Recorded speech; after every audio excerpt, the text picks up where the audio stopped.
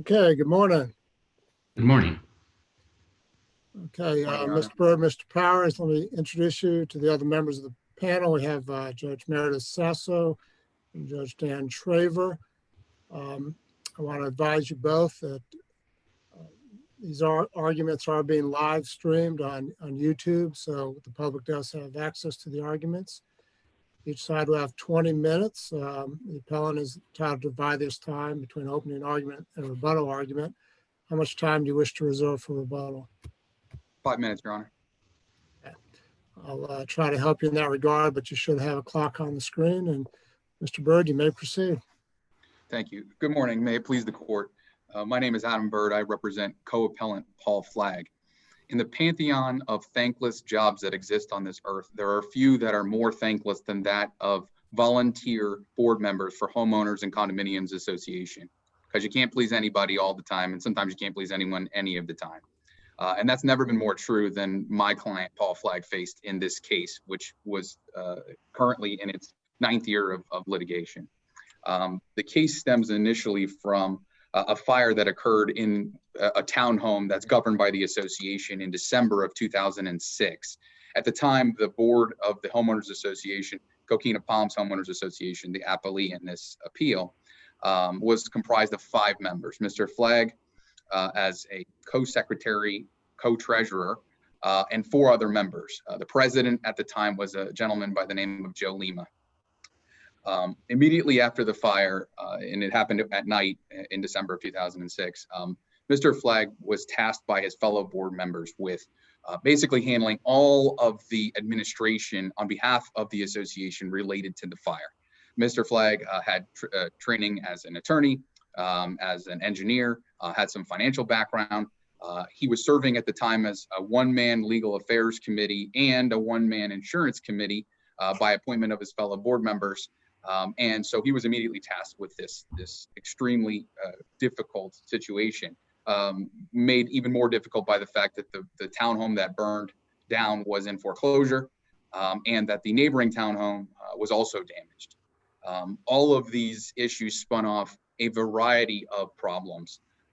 Even from the initial get-go, the adjuster was coming out to look at the fire damage very early on, within 10 days, I believe, of the fire. And Mr. Flagg was the only one of 5 board members still working at that time. The rest were volunteers. They were retired, but they weren't working any longer. But it was holiday time. It was December. They were busy, visitors in town, out of town for holidays. And so Mr. Flagg needed help, and he asked for help. And initially the response was, well, Mr. Flagg, you can go get yourself some help, but we're not paying for it. The association doesn't want to pay anything for it. So Mr. Flagg called around to various folks that he tried to get help from, one of which was his friend, Larry Cinco. And nobody wanted to help them for free, surprisingly. And so Mr. Flagg began to work on how he would be able to enlist assistance without having to come out of pocket for the association. Mr. Cinco had several years before navigated a successful citizens property insurance claim on his own condominium and was familiar with the process. The same insurance was at issue here. And so Mr. Flagg, for better or for worse, decided that Mr. Cinco was a good ally to have as a consultant to help him with all of these communications and all of these issues on behalf of the association. Mr. Cinco prepared a fixed price contract with expenses. Mr. Flagg said no, the board would never approve it. And they negotiated, and importantly, in December of 2006, they negotiated on the telephone with the president of the association, Joe Lima, a contingency contract. And the court will note there were handwritten changes to the contract to turn it into a contingency contract. And the reason that was a good deal for the association at the time was it was going to be a payment of only insurance proceeds left over. And that matters because the association receives insurance proceeds on the shell of the townhome to ensure that it gets rebuilt pursuant to architectural standards. It's a fairly common practice. So there was a good chance at that time in December of 2006 that there would be no money left over from the insurance proceeds once the shell was rebuilt. But Mr. Cinco was willing to accept it on the contingent fee basis, whatever was left over after the shell was rebuilt, if there was no special assessment to the homeowners. And Joe Lima, the president, said, no brainer, costs us nothing. We get the property rebuilt. That's what we want to do. And he approved Mr. Flagg signing the contract on behalf of the association. and that occurred in December of 2006. I'll try to make this as short as I can. Flashing forward, a very unique set of circumstances occurs. The bank in the foreclosure action on the burned out unit refuses to go forward. They actually go through a procedure at the behest of Mr. Flagg and Mr. Cinco with counsel for the association to have the foreclosure sale reset, and they obtain a trial court order prohibiting the cancellation of the sale by the mortgagee. And so the morning of the foreclosure sale, the mortgagee tries to cancel it. The clerk refuses based on the order, and the association actually becomes the fee simple owner of the burned out unit for $100, which Mr. Flagg attended and provided. And so you have this extremely unusual situation where the association is now the owner for $100 in the face of a mortgage of this burned out unit. And at that point, the board starts to discuss, well, what do we do with it now? And Mr. Cinco decides, or at least advises Mr. Flagg, and they have a conversation about it. Ultimately, it's passed along to the board in July 2009, that this is not a good idea for the association to act as the contractor and rebuild this unit. And we only have enough money for the shell anyway. So let's sell the property, sell it by having someone take ownership. We'll give them some of the insurance proceeds, not all, and they'll demolish it and they'll rebuild it. And there was also a list of about 16 other suggestions for disposition of this property that was supplied by Mr. Flagg and Mr. Cinco to the board. Importantly, Mr. Flagg was not involved in the decision that the board made to transfer the property to a contractor, a gentleman by the name of David Lightholder.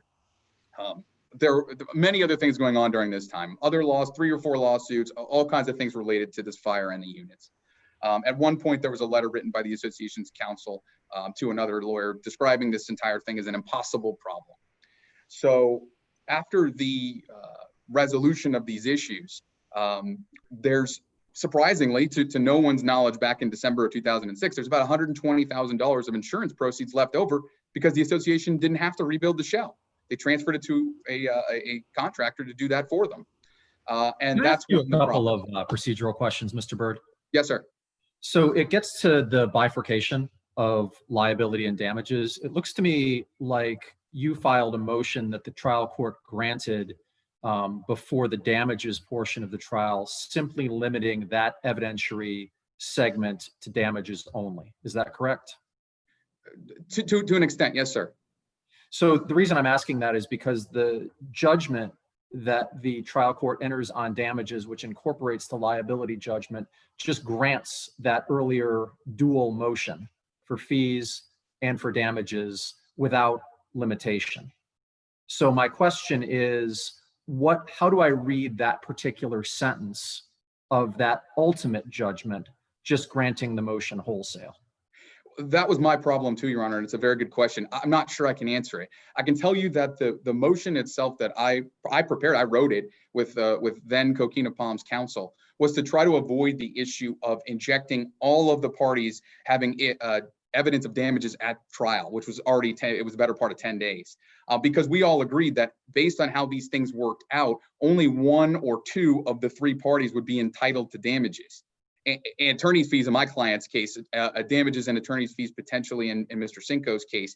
And for the association, attorney's fees if it succeeded on its indemnification claim, but it didn't have an attorney fee entitlement in its breach of fiduciary, common law breach of fiduciary duty or common law negligence claims. Didn't include one, and it didn't plead them a special damage. So when the trial court granted your motion, what do you believe that the effect of that was?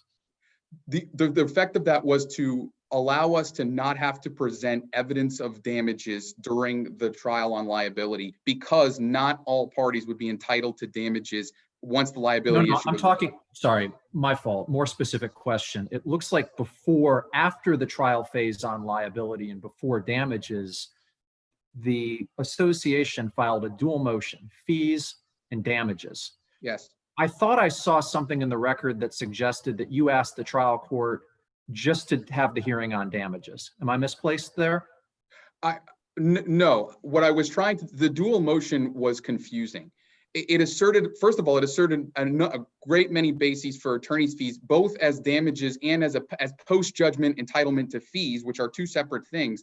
It mixed them all together. And it said, well, we're entitled to them as damages, but even if you don't agree, we're also entitled to them as a post-judgment issue for success, for statutory bases, for things that were never pled. So my objection was, first, I didn't think the association had any damages. It never pled attorney's fees as special damages. So I never consented to that issue being tried as a damages issue. My position was they didn't have any damages. If they had a post-judgment entitlement to attorney's fees, that's a separate matter. That's a matter to be addressed after the issue of damages. What So I was your position would be that we're not there yet. So say we see it your way on the wrongful act doctrine, and we strip out those damages from the judgment.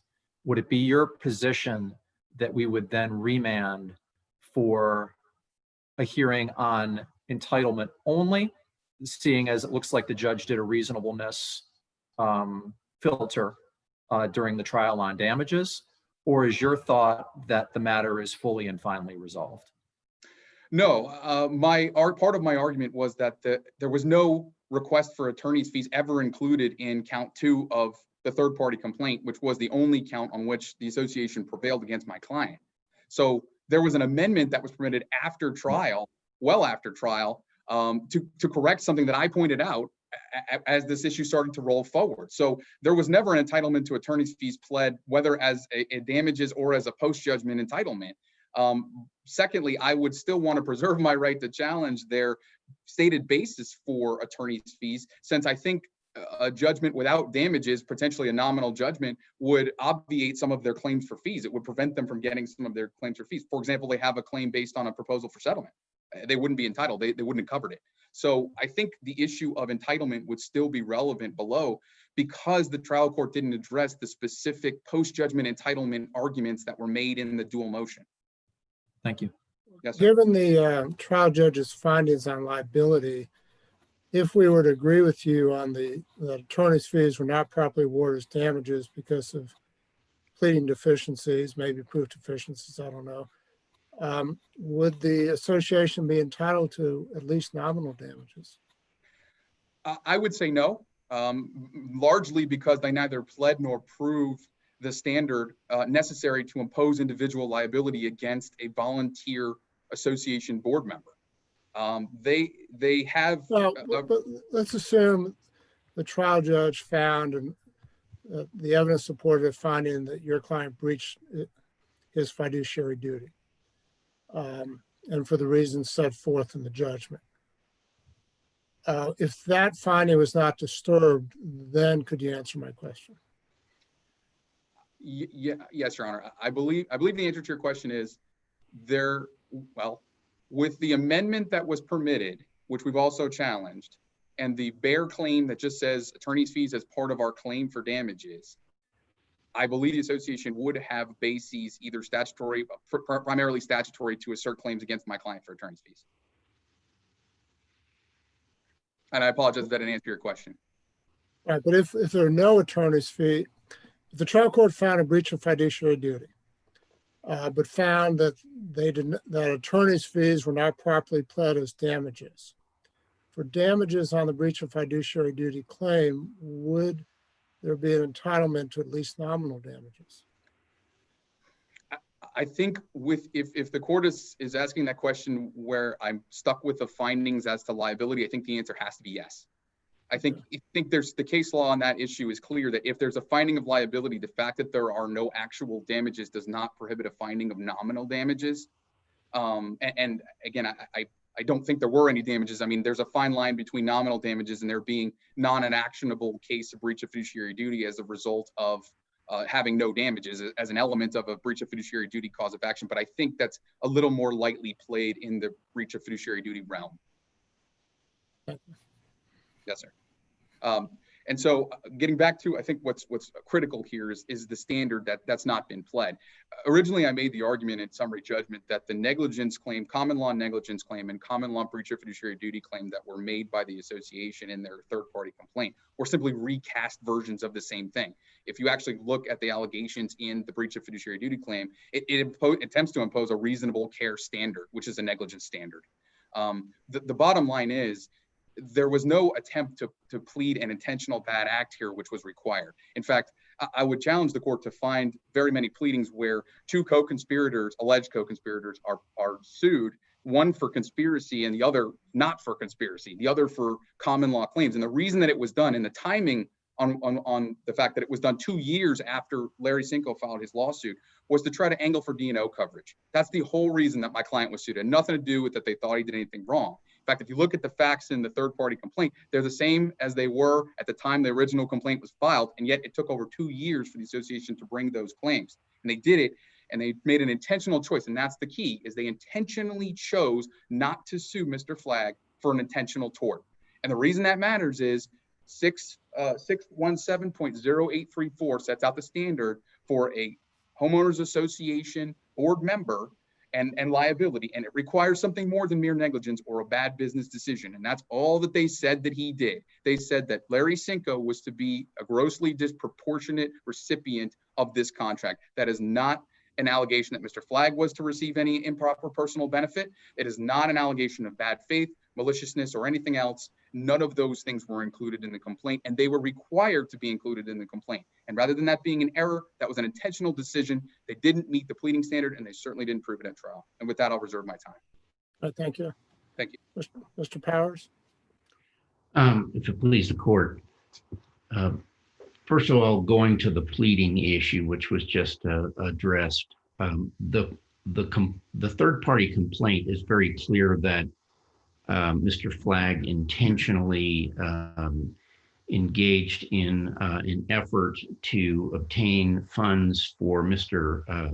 Cinco that he would on a contract that was not he knew was not a correct contract. But as importantly, it's alleged, I believe it's in paragraph 98 of the third-party complaint, the count that was prevailed upon.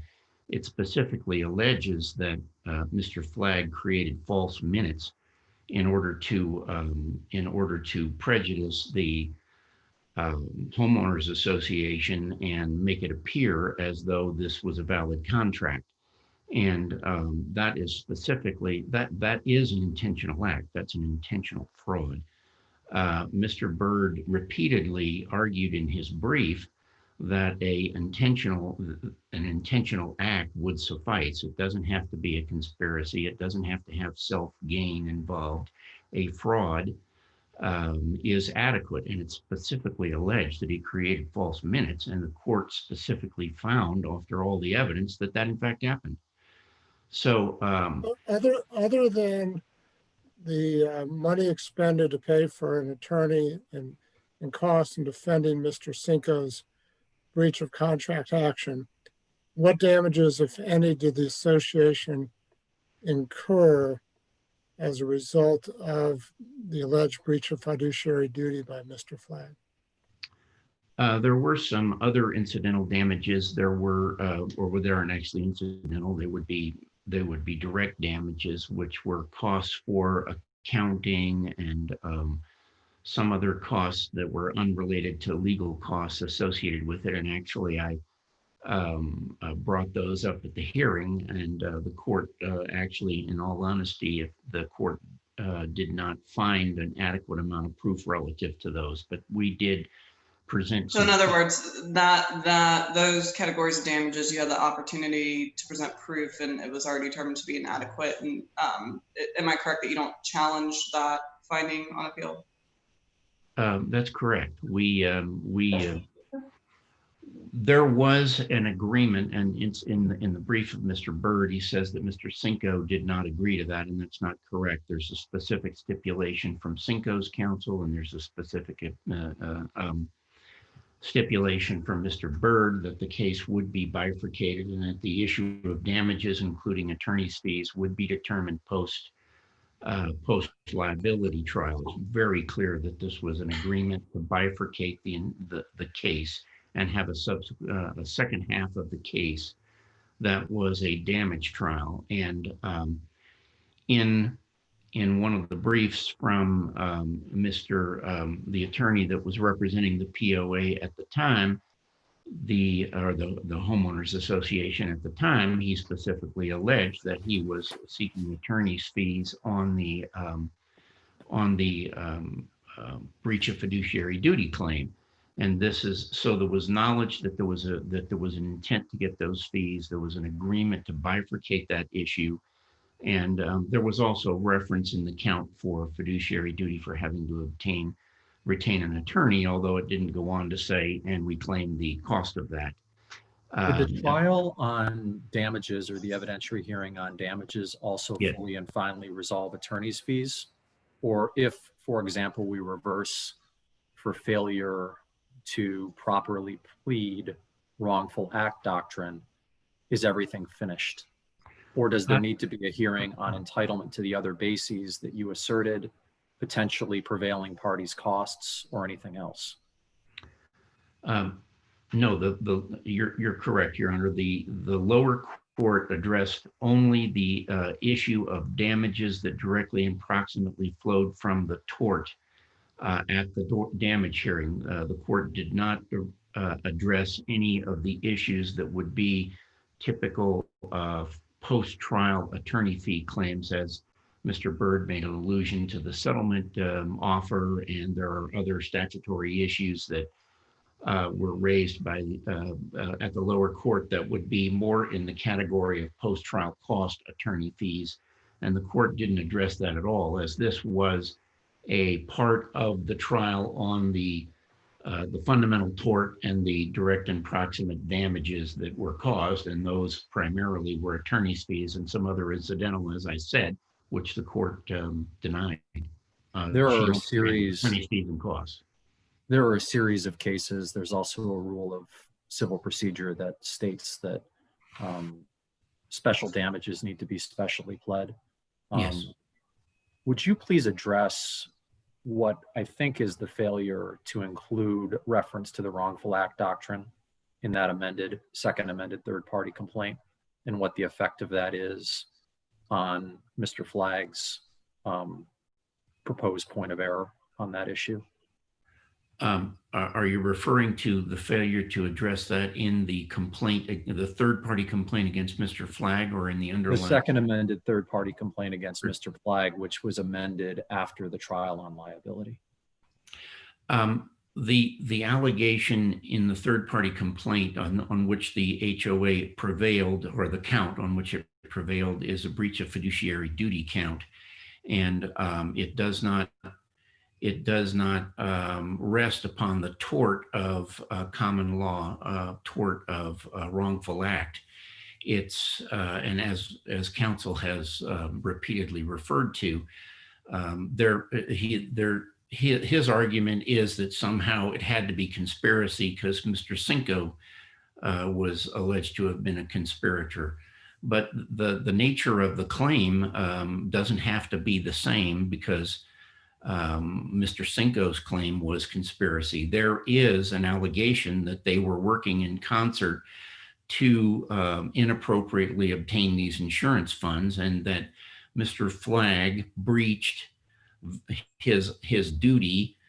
He went as a board member, and it's very clear in the third party complaint that he went way beyond a error of judgment, as is trying to be claimed here. There's specific intentional acts, numerous ones, that particularly not only fraudulently entering into the contract in concert with Mr. Cinco in order to inappropriately obtain the funds, but then subsequently taking numerous acts much later after he made the claim, and acts to keep the board from realizing they'd been sued, so that a default was entered. And as I said, fabricating evidence that the court specifically found. So these are beyond a negligent act, or these are beyond an error. They're beyond even a gross error. This is an intentional act, and there's no immunity for a board member for that kind of an action as a board member of an HOA. So that's a totally appropriate cause of action. It's a cause of action we prevailed on, and there was no requirement under law that the claim against Mr. Flagg had to be the same claim that was made, the wrongful act doctrine, which was the claim that was made against Mr. Cinco. There are many cases of conspiracy where only one or less than all conspirators are sued for conspiracy. It's not a requirement. It's been referred to repeatedly as if it is a requirement. There is no such requirement. I don't know whether that addressed your question. My question, I guess, was more to the absence of the specific wrongful act doctrine in the complaint. You know, the argument on appeal from Mr. Flagg is that warrants reversal. And I wondered, and there are some cases that suggest that special damages need to be specially pled. Are you stating that they were specially pled, or are you stating that those cases don't apply, or some other argument? All right, relative to the damage issue, Yes, sir. yes, Your Honor. In terms of the claim that was alleged against Mr. Flagg was that he, as I said, intentionally violated his fiduciary duty, and it's the primary damage that would flow from that logically is the attorney's fees incurred in defending the fraudulent claim. Well, in this case, that might be the logical result, but certainly you can have a breach of fiduciary duty by a board member that results in damages other than attorney's fees. You'd agree? Yes, I would, and I think. Would you agree that the case law is that that attorney's fees as damages on a breach of fiduciary duty count must be specially pled? I do agree that is the case, Your Honor. I think that in this case, there are, as I alleged, various cases, there are facts that indicated they were aware that they were claiming attorney's fees. There was the allegation that they'd retained an attorney that's in that account. And then there was the stipulation, and there's very clear case law that when there's a stipulation and the one party is aware that there'll be a separate trial on damages and including attorney's fees, and that one party is aware that includes attorney's fees on the particular count. Then there's the fact that there was a bifurcation and there was a motion to amend, and there's no prejudice for a particular prejudice that's been alleged, why that shouldn't have been granted. In the second amended third-party complaint, what paragraph or paragraphs would you rely on to show that the attorney's fees have been specially pled as damages? I don't claim that they were especially alleged, other than there is a paragraph, and I don't have it right in front of me to cite the number on it. There is a paragraph in that count where they say that they retained an attorney to defend them in the case, but it does not go on to say, and it is not in the wherefore clause or anywhere else, that they're claiming those attorney's fees as damages, but it is in that count, and I'm merely suggesting that puts them on notice that they were intending to claim them. And the subsequent stipulation and bifurcation, I think, waived the objection, and then the motion to amend was properly granted, and there's no abuse of discretion in the court granting it. And there was no showing of any prejudice as a result of it. They were fully aware attorney's fees were the issue in the case. And there's no surprise, really. They knew that was there, and they merely were sitting on that particular defect as a trap to spring later on. And when I realized it, we made a motion to amend timely, and the court felt there was no prejudice and granted it. There's a couple of other things that I would say in regard to the case, Your Honor. The court on the motion in regard to Mr. Cinco's claims, Mr. Cinco argued that the contract count was involuntarily dismissed at the end of the plaintiff's evidence. It was not improperly dismissed. The court found that it was vague as to the services that were to be provided, and it only refers to consulting and advice. It doesn't define in any way, shape, or form what that is. Mr. Cinco himself argued the definition of consulting from the dictionary, which describes it as some kind of professional or expert advice. And Mr. Cinco had no profession that was relevant to anything here, and he had no expertise. that's completely admitted by everyone, and the court determined that and found that was so vague that that the contract failed. But even Mr. Cinco admits that that word includes some kind of professional or expert advice, which he didn't have.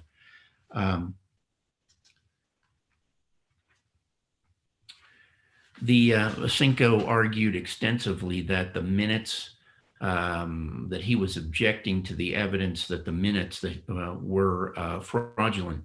And I would like to add that, and it wasn't addressed directly in the briefs, that the minutes in question were, these are early minutes, allegedly early minutes dated within the few weeks and months after the contract was allegedly entered, and they were drafted by Mr. Flagg.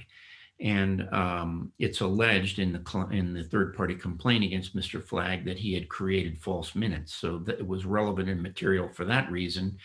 It's also relevant and admissible and material because Mr. Cinco is the person who admitted those minutes in his case through Mr. Flagg as proof that he in fact had entered into the contract, and that the HOA had approved of the contract early on in those weeks and months after the contract was allegedly entered. So having put those into evidence, the HOA had every right to attack the authenticity of those minutes and to bring up the fact that they were actually fraudulent minutes and that they had actually been present evidence through cross-examination of Mr. Flagg, which they did extensively, and then through in Mr. Cinco's case.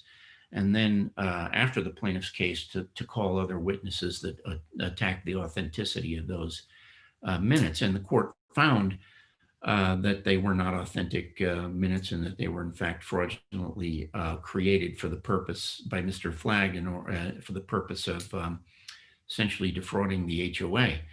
And so it was not improper in any way for the association to attack the credibility or authenticity of the minutes, because Mr. Cinco is the one that put them in evidence in the first place in his case. So putting that properly as an issue before the court there as to their authenticity or credibility. I wanted to address the summary judgment, if that's an issue of concern. Mr. Flagg raised the issue of the motion for summary judgment. It was a partial motion for summary judgment, and it only moves for summary judgment relative to the 2 paragraphs that address the formation of the contract, which was alleged by Cinco and Flagg to have been formed in late 2006, just after the fire. And he did not move to strike the other allegations, or for summary judgment on the other allegations in separate paragraphs. Paragraph 97, where they talked about him assisting in the motion, or in defeating the motion to set aside the default and creation of fraudulent minutes and other more current acts cooperating with Mr. Cinco. That was never the subject of the motion for summary judgment. And so therefore that account was not, even if that motion was improperly denied, that paragraph would have still been in the third-party complaint, and that's a paragraph on which he prevailed, or the HOA prevailed, establishing that the minutes were fraudulent and that they were offered for the purpose of establishing this contract, and that was an act well within the statute of limitations. And the court so found.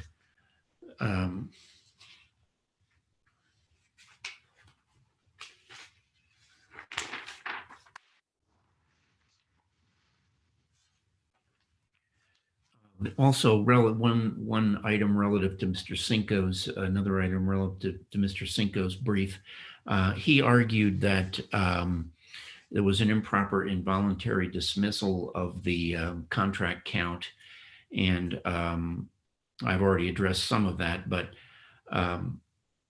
if that count was regardless of why that count was dismissed, the court did not dismiss the unjust enrichment claim.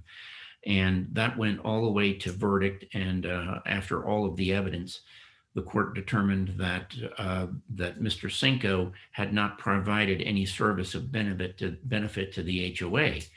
And if there was a reversal on the dismissal of the contract count, that finding by the court would nevertheless be an established finding in the case. That finding was not appealed. It was not part of Mr. Cinco's appeal. And that factual finding would also bar the contract. The court has already determined Mr. Cinco did not provide anything of benefit to the HOA. And therefore, the only argument Cinco made against that was that I called it the wrong thing. He didn't think it should be called res judicata. It's a final finding of the underlying court or the lower court on the issue of whether he provided any benefit. And if reversing the contract would not cure that, and it would still bar the claim. I'm out of time at this moment, so I'll rest with that. Thank you very much. All right, thank you, Mr. Powers. Mr. Byrd, you have 4 minutes and 46 seconds left. Yes, sir. Thank you.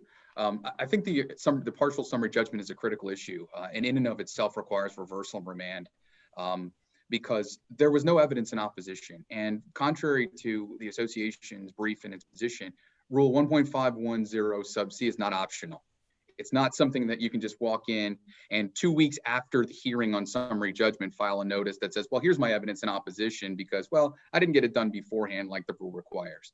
What the summary judgment established was that President Joe Lima and another board member, Jack Frundle, and Paul Flagg, 3 of 5, knew about, negotiated, and approved the contract, the Cinco contract, in December of 2006.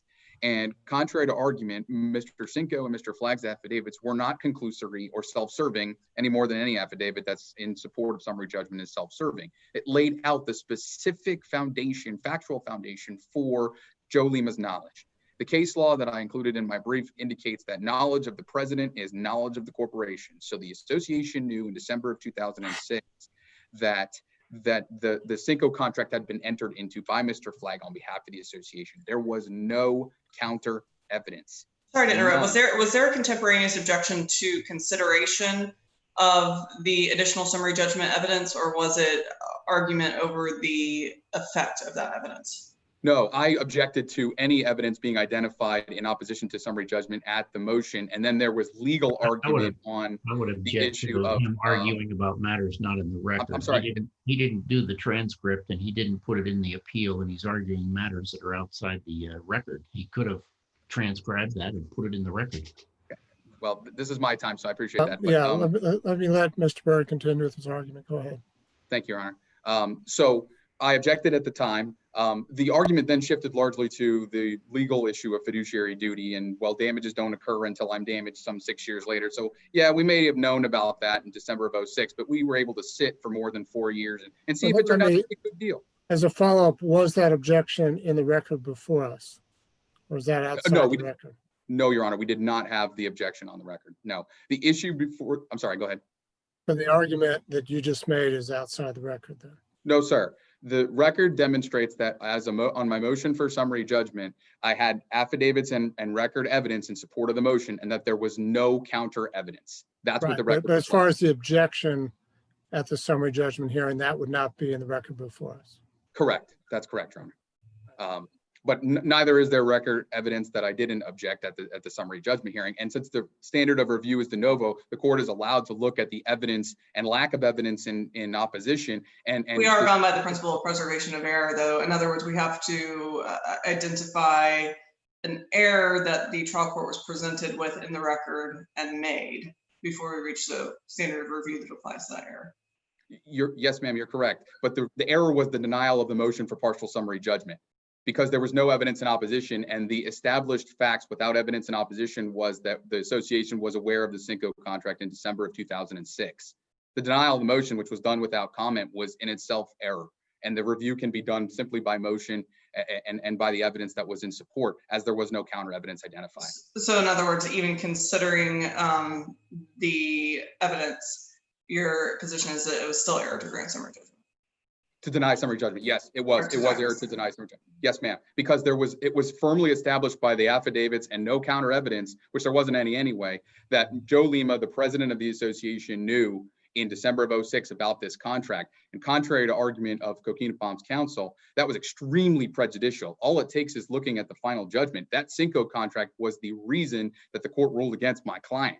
If that issue had been resolved as it should have been on summary judgment as a statute of limitation problem, it would never have factored into the decision at the court level. Contrary to counsel's argument as well. Mr. Lima was deceased at the time, right? He was, but not when Larry Cinco filed his case in December. No, but at the time of the summary judgment. He was deceased. Yes, sir.